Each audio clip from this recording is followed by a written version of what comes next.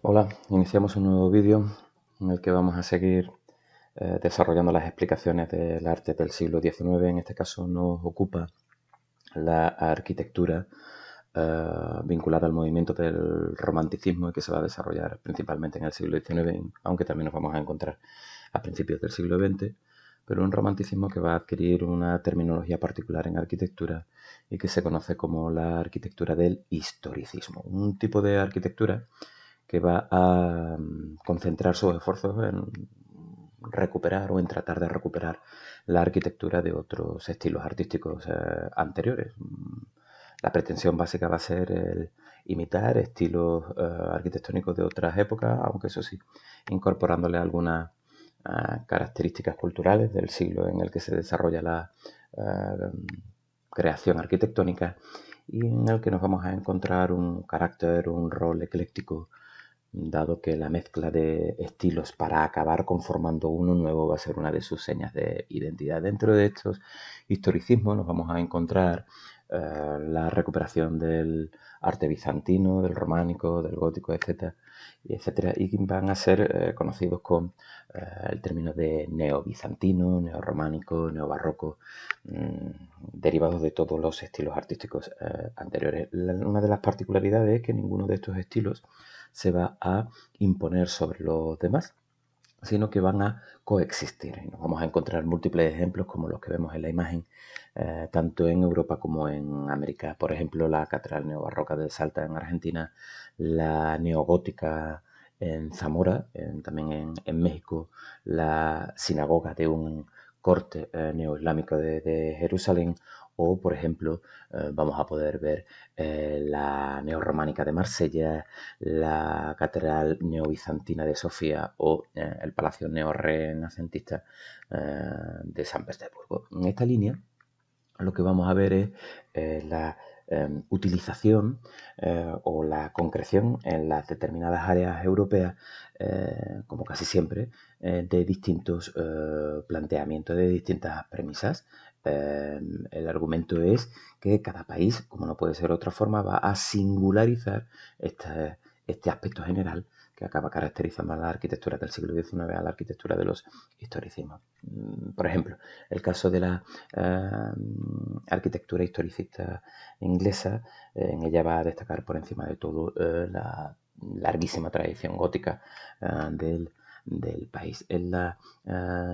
imagen que vemos o en el edificio que vemos, podemos hablar del Parlamento o del Palacio de Westminster, que es uno de los edificios más famosos de toda Inglaterra. Un edificio que se levanta inicialmente como residencia del monarca, un espectacular palacio que a día de hoy lo que hace es albergar las dos cámaras del Parlamento de Londres, la Cámara de los Lores y la Cámara de los Comunes. Como ya vimos en su momento, en la pintura del romanticismo, en la obra de Turner, el 16 de octubre del año 1834 se produjo un pavoroso incendio en Westminster que arrasó con gran parte de la construcción, y la reconstrucción del edificio es lo que vemos. La imagen se va a realizar siguiendo pues estos parámetros estilísticos los que el revival del arte gótico pues había adquirido una gran fuerza. Este gótico, sin lugar a dudas, se había convertido en el estilo artístico inglés y se configura en cierta manera en contraposición al mantenimiento de unas formas mucho más clasicistas en Francia. La obra, que se inicia en 1836 siguiendo la propuesta de dos arquitectos, de Charles Barry y de Augustus Pugin, no solo va a rehabilitar las zonas destruidas en un incendio, sino que también va a incluir las partes que no habían resultado dañadas, por ejemplo, el Salón Westminster. Pese a la utilización del estilo neogótico, es evidente que la construcción está marcada por un componente constructivo mucho más horizontal que vertical, y esto se debió a la intención de los arquitectos de tratar de armonizar el palacio con su entorno y en su proyección a lo largo de la orilla del Támesis, que le sirve como límite natural. Contribuye evidentemente a este planteamiento en la planificación de la propia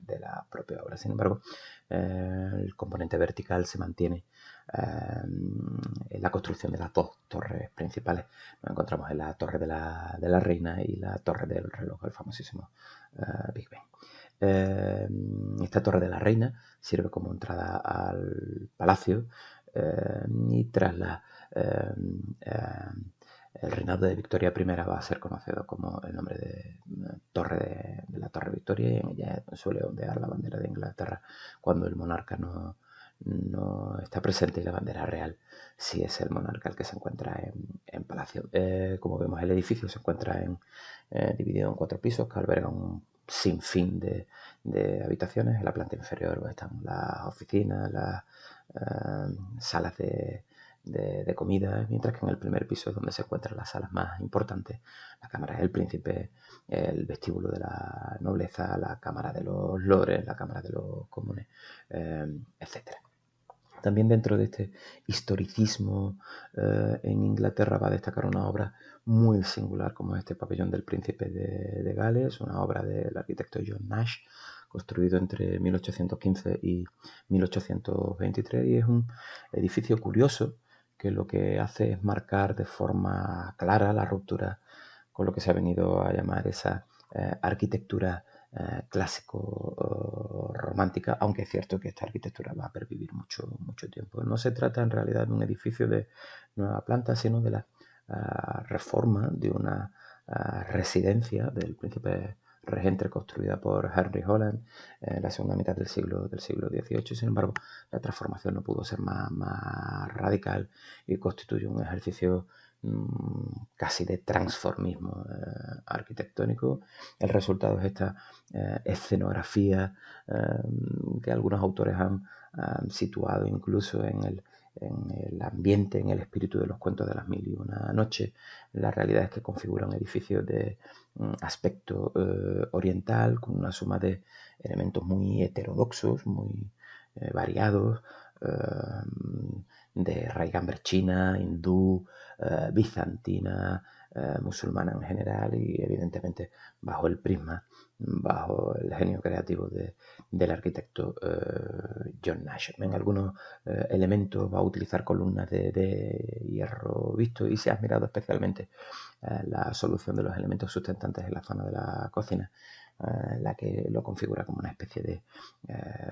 palmeras de hierro y de cobre. Estas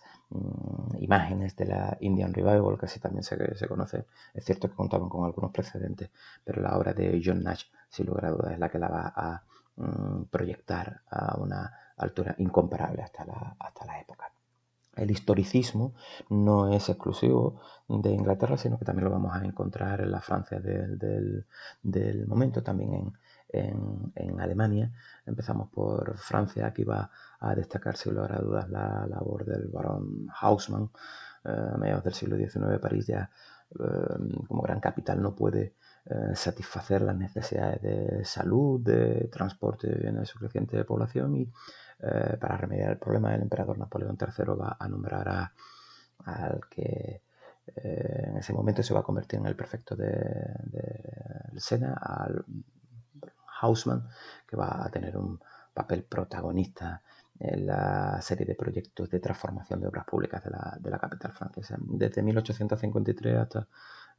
1870, Haussmann va a equipar a París con toda una serie de proyectos de modernización, tuberías de agua, alcantarillado, estaciones de tren y sobre todo también una red de bulevares uniformes.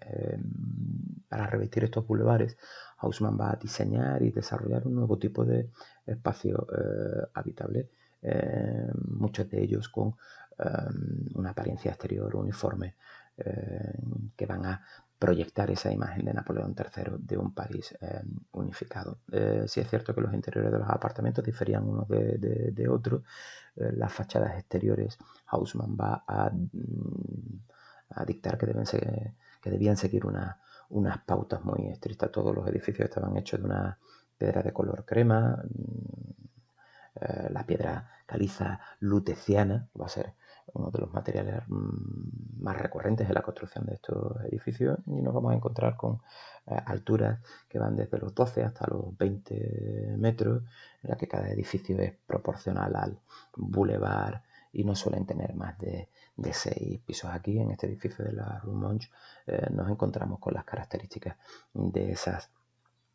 premisas que va a marcar Haussmann en la arquitectura del historicismo francés. En el caso alemán nos vamos a encontrar con este castillo de Neuschwanstein en el estado de Baviera, cerquita de Füssen, un edificio mandado a construir por el rey Luis II de Baviera en 1869, y es el edificio más visitado de Alemania. Recibe más de, o casi, 1,5 millones de habitantes. Y es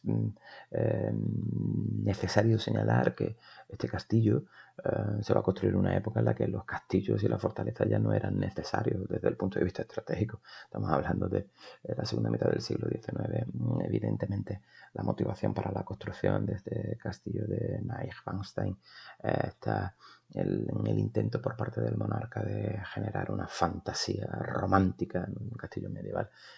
idealizado en esta composición de torres, de muros que pretenden armonizarse con el entorno natural circundante, con las montañas, con el lago, y que se ha convertido en una de las imágenes que se va a proyectar incluso en términos populares con el castillo de Disney. El historicismo también lo vamos a encontrar en España, y aquí lo que va a destacar la amalgama de esos estilos que hemos comentado antes, de ese carácter o ese rol ecléctico. Vemos en la imagen la colegiata de Covadonga, en Asturias, obra del arquitecto Aparici, que va a escoger el románico, pues eso, fundiendo soluciones españolas del románico con estas otras torres que son propias del románico normando, del románico de Caen. El trazado de la colegiata tiene esta característica de iglesia de tipo basilical, con 3 naves, el crucero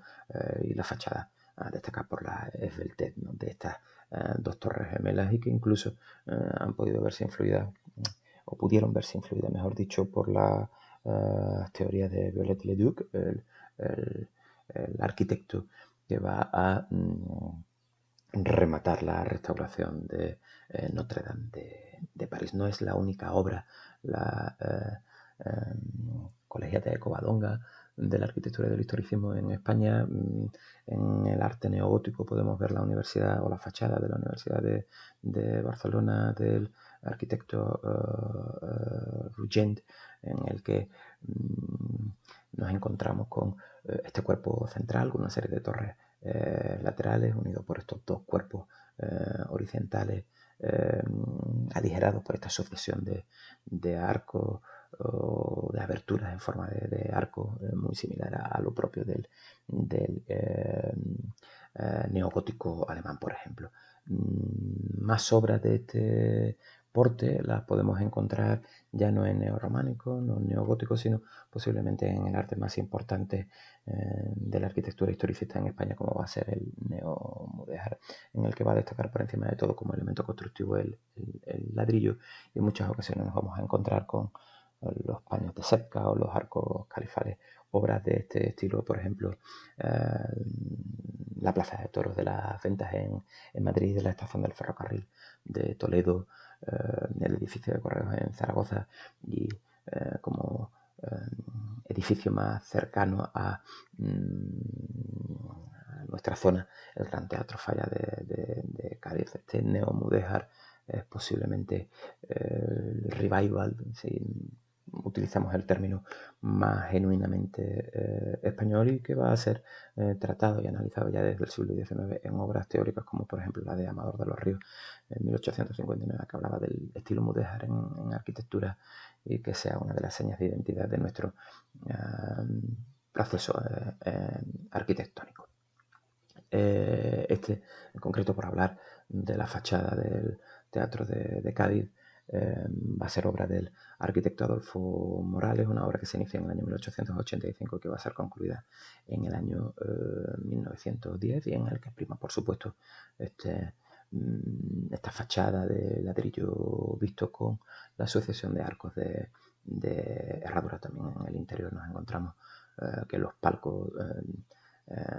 tienen estructuras de hierro que utilizan motivos de inspiración nazarí, y la techumbre que está cubierta por un lienzo que representa una bóveda de tipo califal con escenas alegóricas de las artes escénicas. No solo vamos a encontrar el historicismo en la arquitectura del siglo XIX, sino que también nos vamos a encontrar con el momento del desarrollo o la aparición de los edificios de hierro y de cristal vinculados con la revolución industrial. La revolución industrial transforma radicalmente el tejido productivo y va a tener repercusiones, consecuencias en los aspectos políticos, por supuesto en el aspecto económico también en la sociedad, pero desde el punto de vista arquitectónico, desde el punto de vista artístico, la revolución industrial, con sus edificios, los talleres, fábricas, naves, chimeneas, las estaciones ferroviarias, etcétera, van a cobrar un protagonismo enorme y van a caracterizarse también por la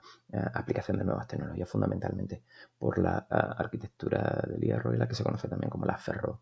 ferrovitria. Y esta arquitectura va a ir, por supuesto, ligada a un concepto muy concreto, que va a ser el del utilitarismo, el de que el edificio ha de estar al servicio de la utilidad para la actividad que ha de albergar en su interior, y eso va a marcar, por supuesto, su rol, su concreción constructiva, pero también, evidentemente, su planteamiento conceptual y, por qué no decirlo también, ¿no? La subordinación, en algunos casos, del carácter estético de la arquitectura contemporánea a ese utilitarismo. Aquí en la imagen vemos la primera fábrica que se va a construir sin madera, que se va a levantar cerca de Shrewsbury, en Inglaterra, a finales ya del siglo XVIII. Va a empezar a utilizarse el hierro como elemento constructivo fundamentalmente. El Iron Bridge en la Inglaterra del año 1779-1780, que es el primer puente en arco fabricado utilizando hierro fundido, porque anteriormente era demasiado costoso para usarlo en las grandes estructuras. Y también no solo se va a quedar en el Reino Unido, que es el lugar de origen de la revolución industrial, sino que se va a internacionalizar muy rápidamente. Por ejemplo, en Francia se va a construir el Pont des Arts, el primer puente metálico de París, ya entre el año 1801 y el año 1804. Construcción fundamental para entender el nuevo momento en estas edificaciones de hierro va a ser la famosísima Torre Eiffel de París, el monumento más emblemático de la capital francesa, proyectado por un ingeniero, Gustave Eiffel, para la Exposición Universal de 1889, que se celebraría en la capital francesa. El proyecto de una torre de más de 300 metros de altura que tuvo que superar muchísimas trabas, porque se consideraba casi un ejercicio de megalomanía por parte de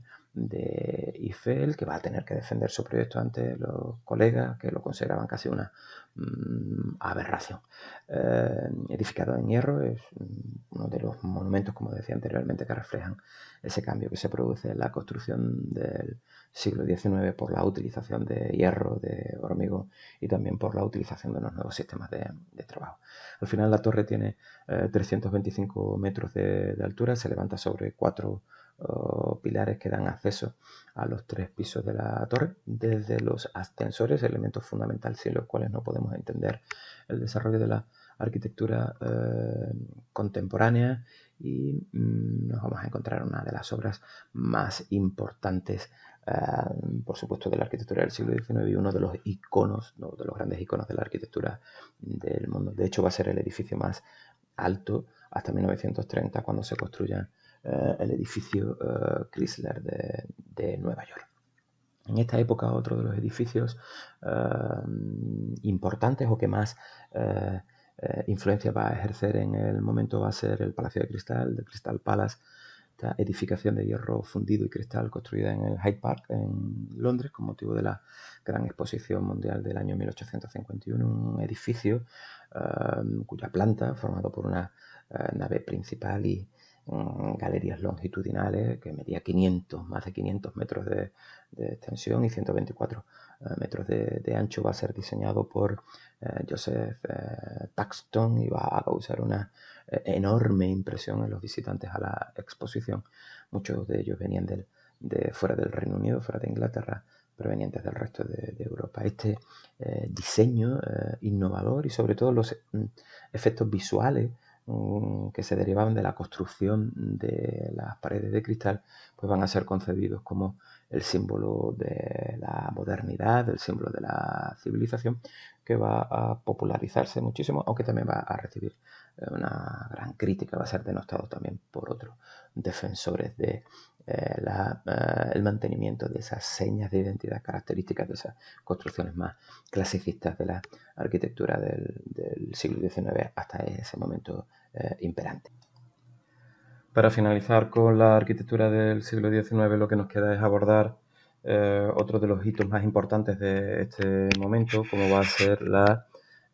aparición de lo que se conoce como la Escuela de Chicago, que es la denominación para este estilo arquitectónico que se desarrolla en esta ciudad de los Grandes Lagos en Estados Unidos a finales del siglo XIX y comienzos del siglo XX, y que va a ser la pionera en la introducción de nuevos materiales, de nuevas técnicas que van a servir para la construcción de grandes edificios comerciales y la aparición, la construcción, el surgimiento de los primeros rascacielos. Y este surgimiento en Estados Unidos tiene una explicación o una doble explicación. Por un lado, en Estados Unidos la arquitectura historicista tiene menos peso e importancia, sin lugar a dudas, que en Europa, y el origen del movimiento va a estar en Chicago, en un contexto socioeconómico muy próspero, de notabilísimo crecimiento demográfico, y en el que va a acontecer un incendio en el año 1871 que va a asolar prácticamente la ciudad, y que supuso tener que volver a levantarla, y la concepción de un nuevo urbanismo va a tener una relevancia determinante, una relevancia máxima. La necesidad de crear tal cantidad de nuevos edificios en una ciudad boyante, próspera y en desarrollo como el Chicago de finales del siglo XIX, pues va a dar al surgimiento, va a dar la oportunidad de que surja una nueva escuela arquitectónica que va a tener que dar salida o responder a la demanda de una cantidad de proyectos extraordinariamente elevados. Dentro de esta escuela van a destacar por encima de todo estos dos arquitectos, William LeBaron Jenney y sobre todo Louis Sullivan, que van a ser pues los que van a desarrollar una particular forma de entender la construcción, la edilicia, y que van a influir poderosísimamente en la arquitectura al generar un canon, un modelo de construcción de los rascacielos. Dentro de estos edificios, el primer gran edificio, y es uno de los que por supuesto es susceptible de salir en nuestros exámenes de imágenes, es este edificio Carson, los almacenes Carson, este bloque de 10 pisos que va a anticipar en buena parte del futuro de la arquitectura del mundo. Un edificio que está declarado como Monumento Histórico Nacional en Estados Unidos, que va a levantarse a partir de este año 1899. Como hemos dicho, el edificio es diseñado y realizado por Sullivan. Tiene una planta rectangular, está construido con una estructura basada en el acero y tiene esta fachada telón a modo de cristalera con estos vanos apaisados, excepto en la zona del remate curvo de la esquina del edificio, en el que nos encontramos con que el vano es vertical. La decoración, la ornamentación es prácticamente nula, ya que la máxima, el axioma, la idea capital va a ser que la belleza radica en el propio edificios, no en la necesidad de ornamentar, de decorar en exceso. Sí es cierto que nos encontramos con una serie de relieves en la puerta de entrada con unos motivos vegetales que pueden recordar a lo que veremos posteriormente en otros estilos como el modernismo y el organicismo, pero sin lugar a dudas el concepto, la gran aportación de la Escuela de Arquitectura de Chicago va a ser la edificación de este nuevo tipo como es los rascacielos.